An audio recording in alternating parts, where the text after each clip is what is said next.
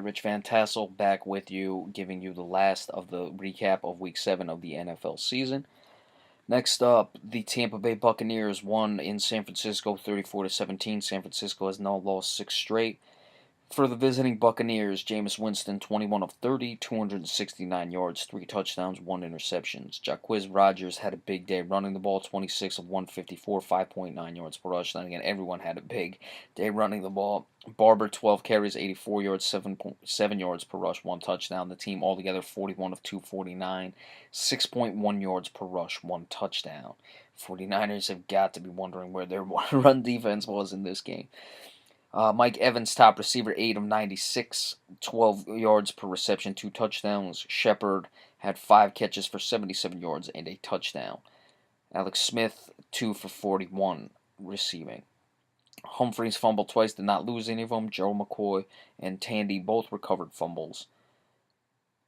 Gerald McCoy did have a sack in this game, 1 of 4 total that the Buccaneers had. McDougal had an interception.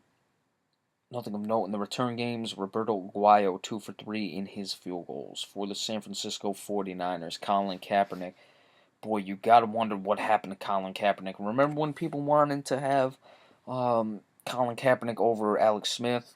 You know, as a Cowboy fan, I'd say maybe just temper Dak Prescott a little bit, and I am a Cowboy fan. Just remember, everyone wanted Kaepernick over Alex Smith. Just remember that. Colin Kaepernick was the top rusher, 9 carries, 84 yards. Harris, 11 for 39. The team altogether, 28 of 160, 5.7 yards per rush. The touchdown by Davis. Now, again, this is what we talk about with San Francisco. You're down. I mean, you're getting hammered in this game. You got to throw the ball, and that's when you're committing to the run. When you need to, when you need to pass, when you need to pass the ball, they commit to the run. When you need to run, they commit way too much to the pass. Chip Kelly, I don't know what it is with this guy. Sean Jerome, top receiver out of the backfield, 5 for 37. He had a touchdown. Vance McDonald, 1 for 24. Harris, 2 for 18. Kaepernick fumbled twice, lost one of them, so he had 2 turnovers in this game. Burbage fumbled and lost it. Grant Selleck fumbled. It was not lost. 2 sacks. One of them was split by the 49ers. Ahmad Brooks split it. Joel Hodges had a interception. Nothing of note in the return games. Phil Dawson 1 of 1 in his field goals. So, Tampa Bay trying to keep pace in this one. Jameis Winston somewhat limiting the turnovers. Good for him. For San Francisco, what more can you say? Chip Kelly just way too inconsistent calling plays. And what the hell has happened to Colin Kaepernick's career? I mean, forget about the national anthem stuff. I mean, the boy just can't play at this point. And I don't know where it's gone, why it's like this for him right now. But certainly something that I'm very surprised to see at this point. San Diego going on the road and beating the Atlanta Falcons in overtime 33-20. Atlanta, we'll talk about them when we do the box score. Phillip Rivers, 27 of 44, 1 touchdown, 1 interception. Travis Benjamin threw a pass in this game. It was incomplete. Melvin Gordon, 22 of 68, 3.1 yards per rush, 2 touchdowns. The team altogether 26 of 78, 3 yards per rush, and 2 touchdowns. So for a shootout and not running the ball very well, commend San Diego for at least somewhat sticking with it. Williams, the top receiver, 7 of 140. Derek Inman, 3 for 58. Travis Benjamin, 4 for 54. Phillip Rivers lost a fumble. Melvin Ingram had a sack.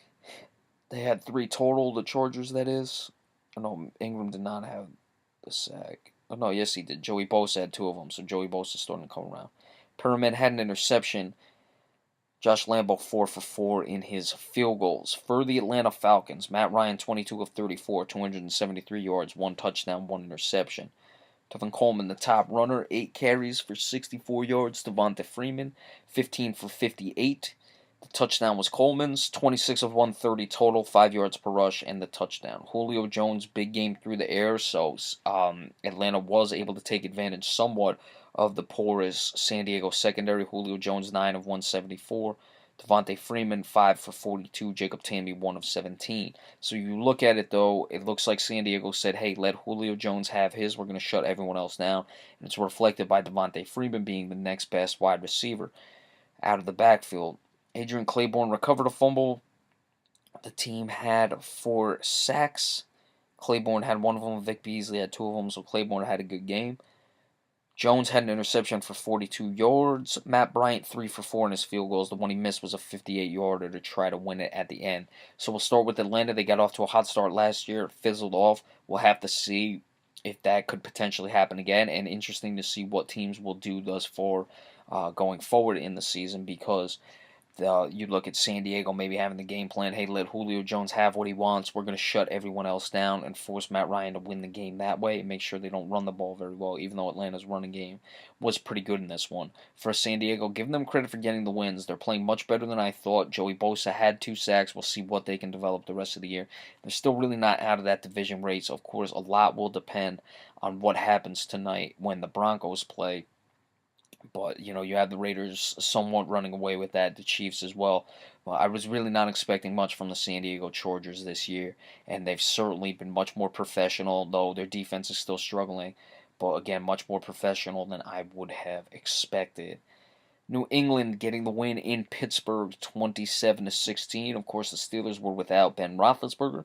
Tom Brady, 19 of 26, 222 yards, 2 touchdowns, no interceptions. LeGarrette Blount, big day on the ground, 24 of 127, 5.3 yards per rush. That's 2 touchdowns. The team altogether 29 of 140, 4.8 yards per rush. The 2 touchdowns by Blount. The other runner was Tom Brady, 5 carries for 13 yards, 2.6 yards per rush.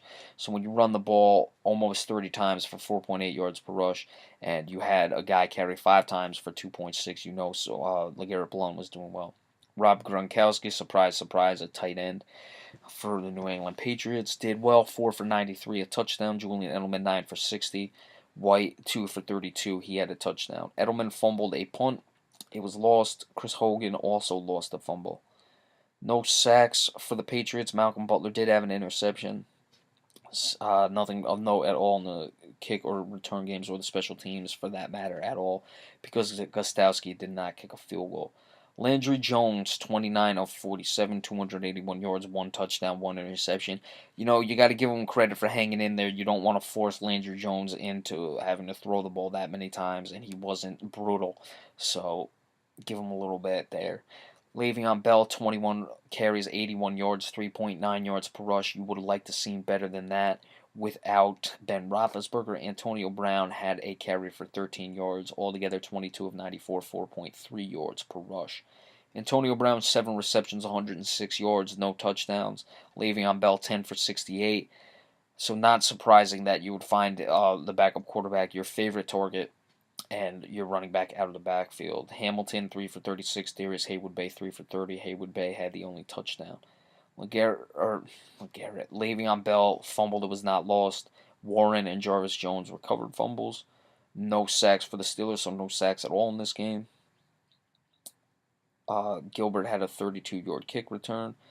Chris Boswell, 3 for 5 in his field goals. Hey, the 2 missed field goals when you lose by 11 are pretty critical.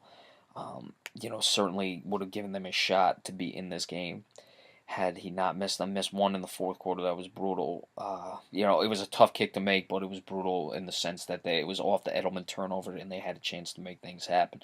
New England finding ways to win. We discussed it in the game preview, attacking the seams of the Pittsburgh Steelers. Again, their secondary has not been great, the Steelers, that is, but attacking the safeties with the tight ends, as New England will do to any team.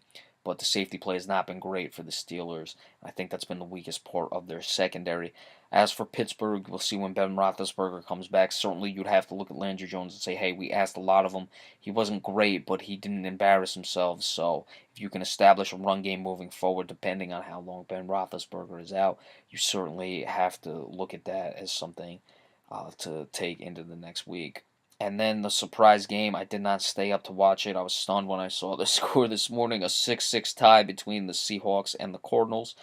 The box score for the Seahawks first, Russell Wilson, 24 of 37, 225 yards, no touchdowns, obviously no interceptions. Christian Michael, 16 carries, 52 yards, 3.3 yards per rush. The team altogether 19 of 52, 2.7 yards per rush. Russell Wilson had 1 carry for -2 yards. You usually don't see that from a Russell Wilson. Doug Baldwin, top receiver, 6 for 69. Jimmy Graham, 5 for 53. Jermaine Kearse, 3 for 51. C.J. Prosey, 2 for 17. Russell Wilson fumbled twice but did not lose any of them. They had 4 sacks total. Clint Averill had 2.5. Frank Clark had 1.5. So 4 sacks by 2 guys. Tyler Lockett had 2 kick returns for 51 yards, the longest of 36 though, so that skewed the numbers just a bit. Stephen Hausch got 2 for 3 in his field goals, so certainly you're regretting the field goal you missed when you have a tie game or when you lose by 3, as we discussed earlier.